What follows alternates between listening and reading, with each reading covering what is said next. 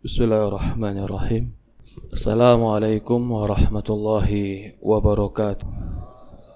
Innal hamdalillah nahmaduhu wa nasta'inuhu wa nastaghfiruh wa na'udzu billahi min shururi anfusina wa min sayyiati a'malina. May yahdihillahu fala mudilla lahu wa may yudlil fala hadiya lahu. Asyhadu an la ilaha illallah wahdahu la syarika lahu wa ashhadu anna Muhammad abduhu wa rasuluhu la nabiyya ba'd. Qala Allah ta'ala fi kitabihil karim, ya ayyuhalladzina amanu taqullaha haqqa tuqatih fala tamutunna illa wa antum muslimun. Wa qala Allah subhanahu wa ta'ala, ya ayyuhalladzina amanu taqullaha wa qulu qawlan sadida yuslih lakum a'malakum wa yaghfir lakum dhunubakum wa may yuti'illaha wa rasulahu faqad faza fawzan 'azima.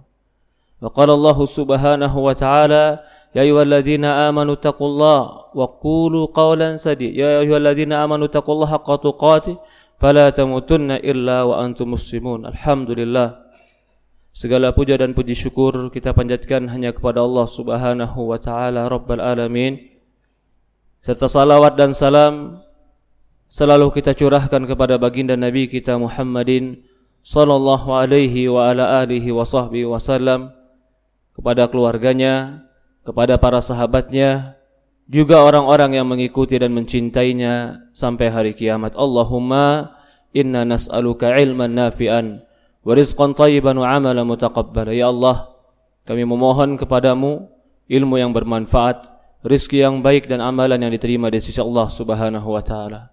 Ya ibadallah, usikum wa nafsi bitaqwallah faqad fazal muttaqun.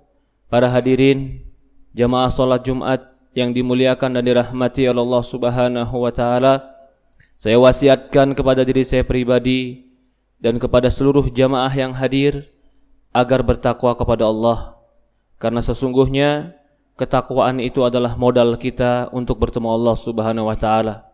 Allah berfirman dalam Al-Quran, fatazawwadu fa inna khaira zadi taqwa. Berbekallah kalian, sesungguhnya sebaik-baiknya bekal dalam perjalanan adalah ketakwaan. Begitupun perjalanan hidup kita. Perjalanan hidup kita yang terbaik yang kita bawa ke hadapan Allah adalah ketakwaan. Ketakwaan itu adalah mengerjakan yang wajib dan meninggalkan yang Allah haramkan. Untuk berpegang teguh dengan ketakwaan, tentu kita butuh pertolongan Allah subhanahu wa ta'ala. Kita memohon kepada Allah agar Allah subhanahu wa ta'ala jadikan kita hamba-hambanya yang bertakwa. Ya ibadallah, di antara salah satu sebab yang mengantarkan kepada ketakwaan dan kekuatan iman adalah mengenal Allah subhanahu wa ta'ala. Karena Allah merupakan puncak daripada segala ilmu yang kita butuhkan, dan Allah merupakan puncak dari segala keinginan kenikmatan yang kita harapkan. Ada pada Allah segala keinginan dan harapan kita. Maka mengenal Allah itu merupakan jalan yang terbaik untuk mendapatkan kebaikan di dunia dan di akhirat. Innama yakhshallaha min ibadihil ulama. Sesungguhnya orang-orang yang takut kepada Allah dari hamba-hambanya, merekalah orang-orang yang Allah akan berikan ilmu. Merekalah ulama. Bagaimana bisa takut kepada Allah jika tidak kenal dengan Allah?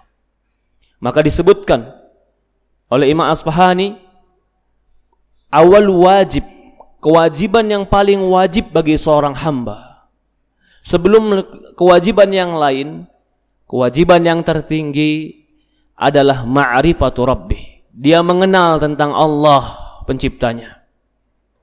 Bahkan Allah subhanahu wa ta'ala mengatakan dalam Al-Quran, fa'lam annahu la ilaha illallah. Belajarlah kalian, ketahuilah bahwasannya tidak ada yang berhak diibadahi kecuali Allah subhanahu wa ta'ala. Maka mengenal Allah itu ilmu yang wajib. Talabul ilmi faridatun ala kulli muslim.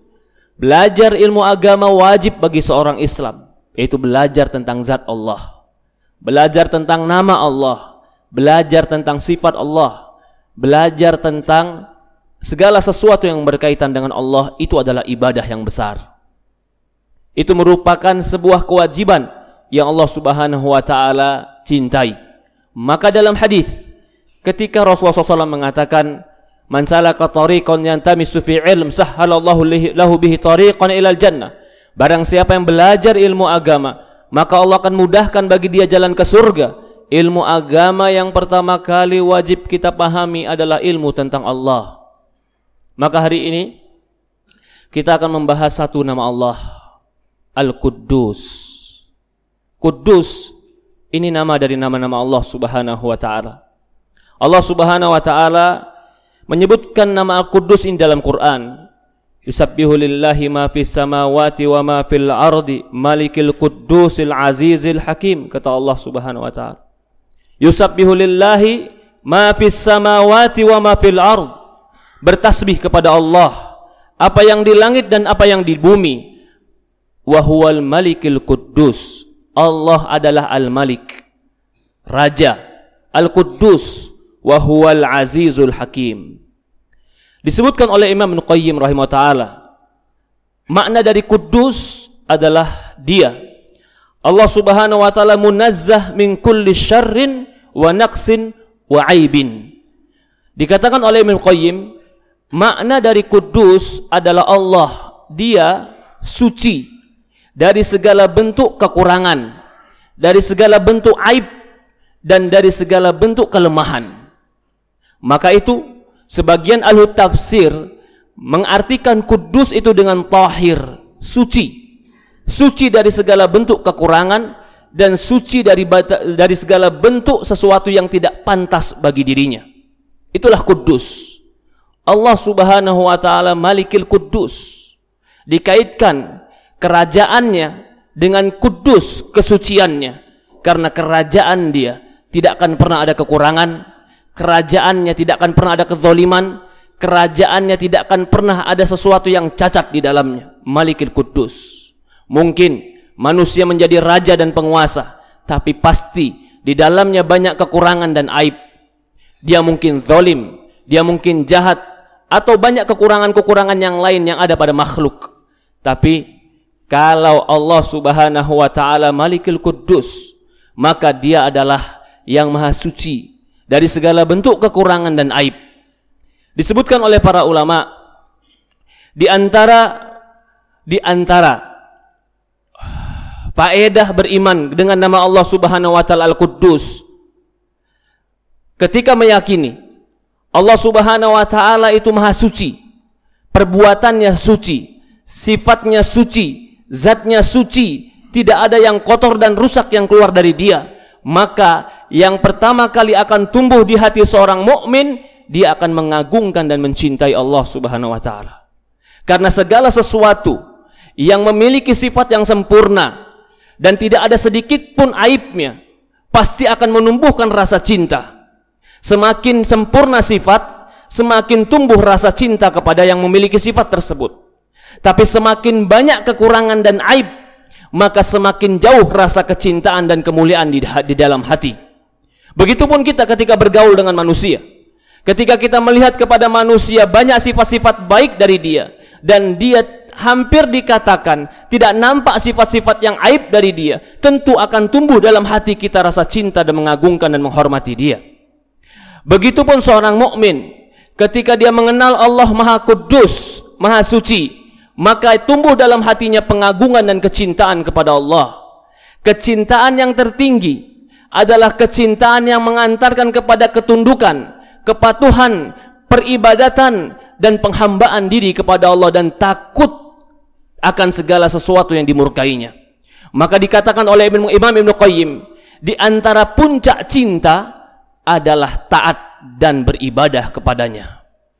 Karena kecintaan akan mengantarkan ketaatan. Ketaatan yang paling tinggi akan mengantarkan kepada peribadatan dan penghambaan. Maka orang beriman yang mengenal Allah dengan Al-Quddus akan mengantarkan kepada penghambaan dirinya kepada Allah Subhanahu wa taala. Karena tumbuh rasa cinta kepada Allah, Allah tidak akan pernah ada satu aib pun datang dari dia.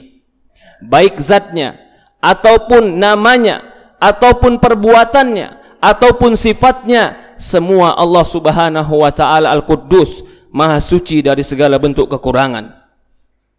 Begitu juga di antara faedah beriman dengan nama Allah Al-Quddus adalah menetapkan segala sesuatu yang Allah kabarkan, yang Allah beritakan pasti suci dari segala bentuk kekurangan dan kedustaan. Tidak akan mungkin Dia yang Maha suci, ketika Dia berucap, pasti ucapannya pun suci, kabarnya pun suci dari kebohongan, bahkan hukumnya pun suci dari segala bentuk kekurangan. Maka ucapan Allah, kabar dari Allah, itu adalah segala sesuatu yang suci, yang tidak ada aib dan kekurangan di dalamnya. Maka dari itu, ketika Allah Subhanahu wa taala menetapkan sesuatu untuk dirinya, ketika Allah kabarkan sesuatu untuk dirinya, baik itu dengan namanya atau dengan sifatnya, seorang mukmin harusnya dia menerima apa yang Allah kabarkan untuk diri Allah. Banyak orang mengatakan Allah Kudus, Allah Maha Suci, tetapi ketika Allah kabarkan tentang sifat Allah, mereka menolak sifat Allah dengan alasan bahwasannya kalau sifat ini saya tetapkan untuk Allah, Allah tidak suci lagi, Allah sama seperti makhluknya. Bahkan mereka mengatakan sifat ini tidak pantas bagi Allah. Ini sama saja mereka mengatakan ucapan Allah tidak suci. Ketika Allah mengabarkan tentang dirinya, tentang sifatnya, tentang zatnya, tidak akan mungkin pernah ada yang salah. Maka orang mukmin harus menyadari, siapakah yang paling tahu tentang zat Allah? Siapakah yang paling tahu tentang nama Allah? Siapakah yang paling tahu tentang sifat Allah? Allah. Ketika Allah mengabarkan tentang dirinya, tentang sifatnya, lalu ada manusia yang menolak tentang pengkabaran Allah itu, dan dia menganggap apa yang Allah kabarkan itu tidak pantas bagi Allah, seolah-olah dia mengatakan kabar Allah itu salah dan tidak suci. Contoh, ketika Allah mengabarkan Allah itu ada di langit, lebih 7 ayat Al-Quran Allah mengabarkan di langit. Bahkan setiap ayat yang menunjukkan Allah di atas, Allah itu di langit. Kita tidak ada yang menolak. Apakah ada di antara kita yang menolak bahwasannya Rasulullah SAW Mi'raj, naik ke langit, lalu diperintahkan sholat 50 waktu awalnya? Adakah di antara kita menolak? Tidak ada. Berarti ketika Rasulullah naik ke langit, Allah di langit. Yang mengabarkan Allah di langit adalah Allah dalam Al-Quran. Bahkan lebih dari 7 ayat Allah mengabarkan Allah di langit. Amin tu man fis sama. Apakah kalian merasa aman dengan yang di langit?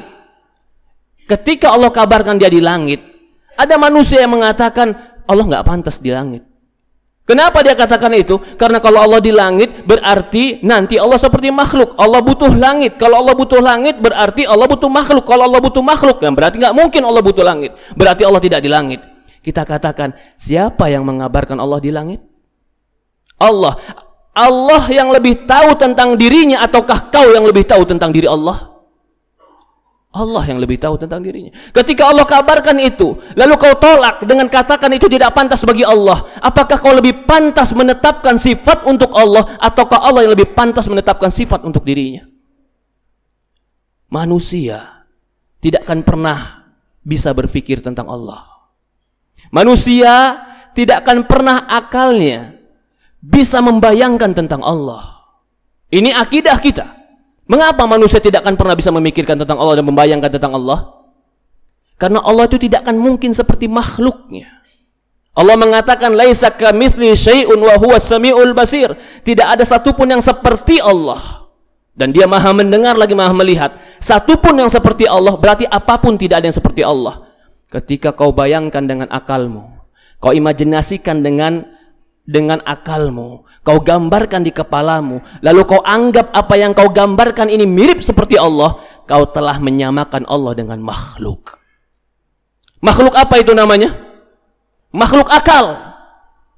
Akalmu itu makhluk, imajinasimu itu makhluk, yang kau pikirkan di kepalamu itu makhluk. Ketika kau katakan Allah seperti pikiran saya, berarti kau telah menetapkan Allah seperti makhluk, sementara Allah katakan Allah tidak seperti makhluk.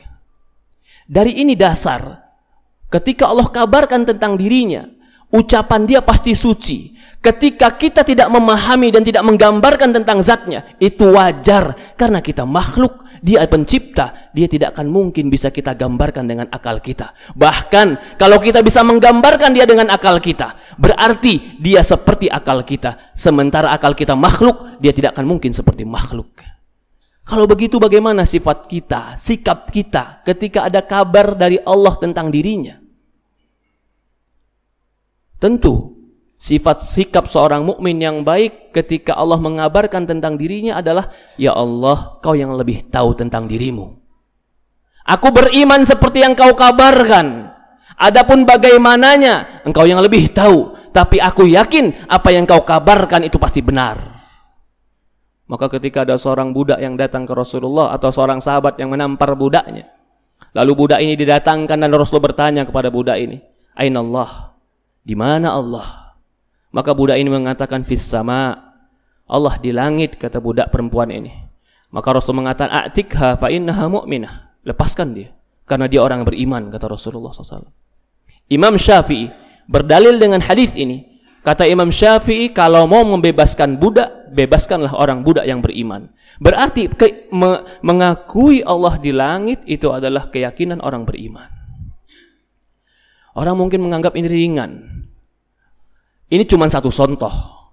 Satu contoh tentang Allah mengabarkan nama dia dan sifat dia. Tapi akan kita bawa kepada contoh-contoh yang lain tentang nama dan sifat Allah. Kalau kita mensucikan Allah dari segala bentuk kekurangan, maka kita tetapkanlah nama dan sifat Allah sebagaimana Allah tetapkan untuk dirinya. Ketika kita menolak nama atau sifat yang telah Allah tetapkan tentang dirinya, berargumen bahwasannya nama dan sifat itu tidak pantas bagi Allah, maknanya berarti kita mengatakan apa yang Allah kabarkan ada sesuatu yang kurang dan cacat.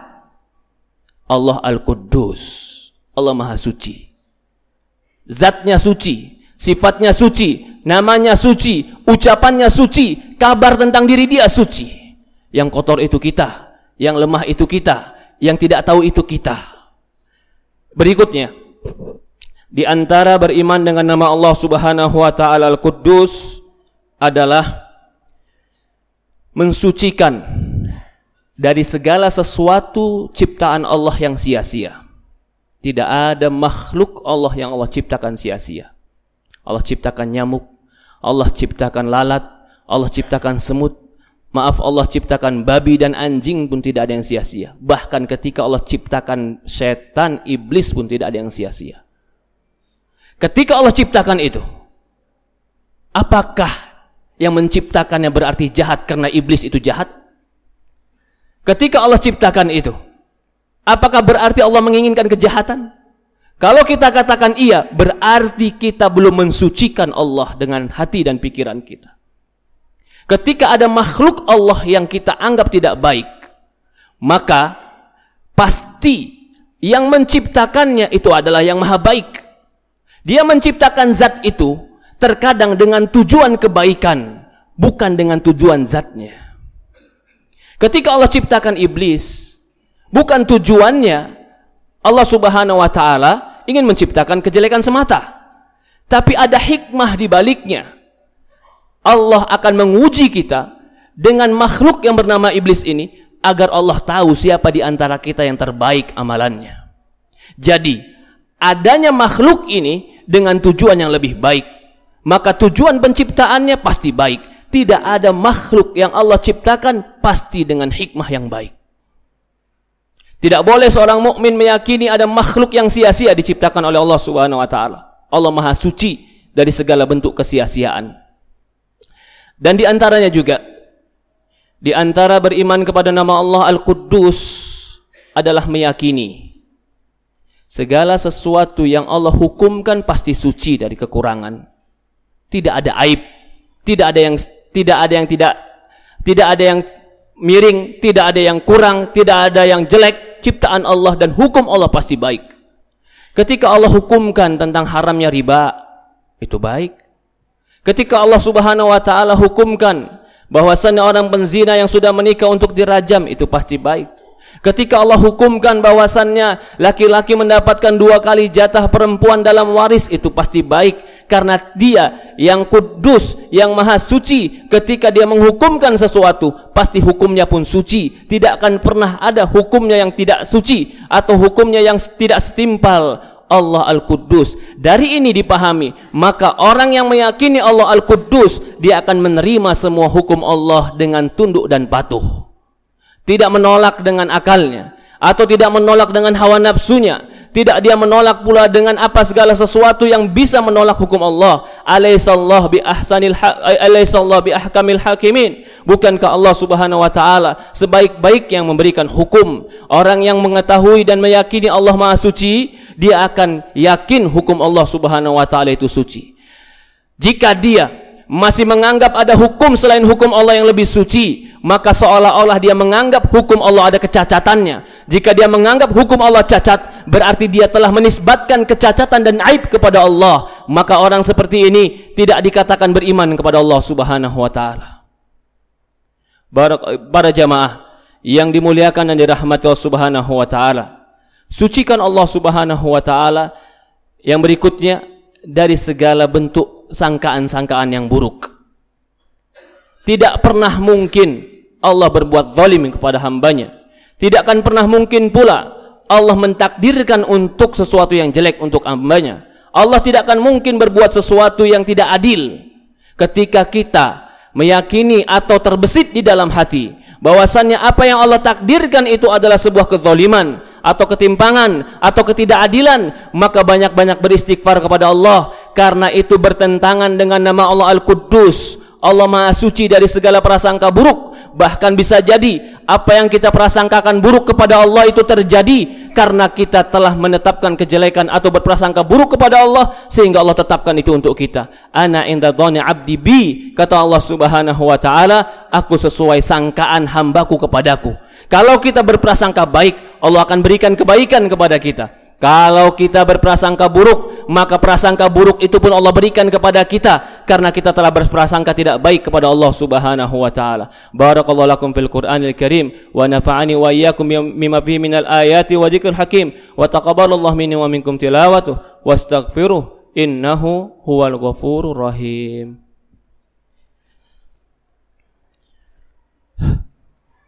Alhamdulillah, wassalatu wassalamu ala asyrafil anbiya'i wal mursalin, ala nabina Muhammadin sallallahu alaihi wa ala alihi wa sahbihi wa sallam. Ya ibadallah, usikum wa nafsi bitaqwallah, faqad fazal muttaqun. Para hadirin yang dimuliakan dan dirahmati Allah Subhanahu wa taala, amalan hati berkeyakinan tentang Allah itu mungkin tidak nampak secara zahir, tapi amalan hati ini yang dikatakan dengan keyakinan dan akidah ini, bahkan ini yang bisa menjadi sesuatu yang memberatkan timbangan seorang mukmin yaumul qiyamah. Dia sholat, dia puasa, dia haji, tapi dalam hatinya dia menyangka Allah berbuat zalim kepada dirinya. Bisa jadi sholat dan puasa tidak ada artinya. Atau dia puasa, dia bersedekah, tapi dia menyangka kepada zat Allah yang tidak pantas. Itu pun termasuk sebuah kerusakan dalam akidah. Dia berdiam diri, mungkin tidak banyak puasa, mungkin tidak banyak sholat, tapi dalam hatinya dia tidak menisbatkan kepada Allah kecuali kebaikan. Dia tidak mensifati kepada Allah kecuali sifat yang sempurna yang sebagaimana Allah sempurnakan buat dirinya. Dia tidak bersuuzon kepada Allah kecuali dia selalu berbaik sangka kepada Allah. Bisa jadi inilah yang menyelamatkan seorang hamba di hadapan Allah Subhanahu wa taala, keyakinan dia di hadapan Allah. Abu Bakar dikatakan dalam sebuah riwayat oleh para ulama, dia menjadi mulia di sisi Allah bukan karena ibadah yang paling banyak, tapi syai'un yastaqirru fi qalbi. Abu Bakar menjadi mulia di sisi Allah, bahkan mulia di antara makhluk-makhluk setelah para nabi. Syai'un yastaqirru fi qalbi, karena keyakinan di dalam hatinya kepada Allah Subhanahu wa taala. Jadi keyakinan di dalam hati tentang Allah ini bisa lebih penting daripada sholat sunnah. Ini bisa lebih penting daripada banyaknya kita bersedekah. Ini bisa lebih penting daripada banyaknya berpuasa. Karena berkeyakinan tentang Allah dengan keyakinan yang benar, ini kewajiban yang paling pertama kali Allah wajibkan di antara semua kewajiban-kewajiban yang ada. Rasulullah SAW pertama kali diwajibkan oleh Allah adalah mengenal tentang Allah sebelum turunnya salat, sebelum turunnya puasa, sebelum diperintahkannya haji. Rasulullah SAW hampir 10 tahun sebelum diperintahkan salat diperbaiki tentang keyakinan mereka kepada Allah. Maka dari itu para jamaah yang dimuliakan dan dirahmati Subhanahu wa taala, belajar tentang Allah atau yang disebut dengan ilmu ma'rifatullah, atau yang disebut dengan ilmu akidah, atau yang disebut dengan ilmu tauhid, itu adalah ibadah yang terbesar yang bisa kita bawa di hadapan Allah. Jangan pernah seorang mukmin dia merasa bosan atau merasa tidak butuh atau meremehkan ilmu tauhid kepada Allah Subhanahu wa taala. Baik itu tauhid dalam zat Allah, tauhid dalam asma Allah, tauhid dalam perbuatan Allah, tauhid dalam takdir Allah Subhanahu wa taala. Dari itulah orang yang bertauhid bukan hanya orang yang mengucapkan la ilaha illallah semata, tapi dia memahami tentang bagaimana hubungan dia dengan Allah Subhanahu wa taala. Semoga Allah Subhanahu wa taala masukkan kita ke dalam ahlu tauhid. Semoga Allah Subhanahu wa taala kuatkan iman kita kepada Allah Subhanahu wa taala. Semoga Allah jauhkan hati kita dari segala sesuatu suudzon, buruk sangka atau ilmu-ilmu yang tidak pantas yang kita nisbatkan kepada Allah Subhanahu wa taala. Semoga Allah Subhanahu wa taala membukakan kepada kita ketakwaan, keimanan, dan Allah Subhanahu wa taala memberikan kita hidayah dan taufik untuk selamat ke dalam masuk surga Allah Subhanahu wa taala. Allahumma shalli ala Muhammad wa ala Muhammad kama shallaita ala Ibrahim innaka Hamidul Majid. Allahumma barik ala Muhammad wa ala Muhammad kama barakta ala Ibrahim innaka Hamidul Majid. Allahumma arinal haqqa haqqan warzuqna ittiba'ah wa arinal batila batila warzuqna tinabah. Allahumma nas'alukal huda wat tuqa wal afafa wal ghina. Rabbana ighfir lana wa liwalidayna warhamhuma kama rabbayana shaghira. Rabbana atina fid dunya hasanah wa fil akhirati hasanah wa qina adzaban nar walhamdulillahi rabbil alamin. Assalamualaikum.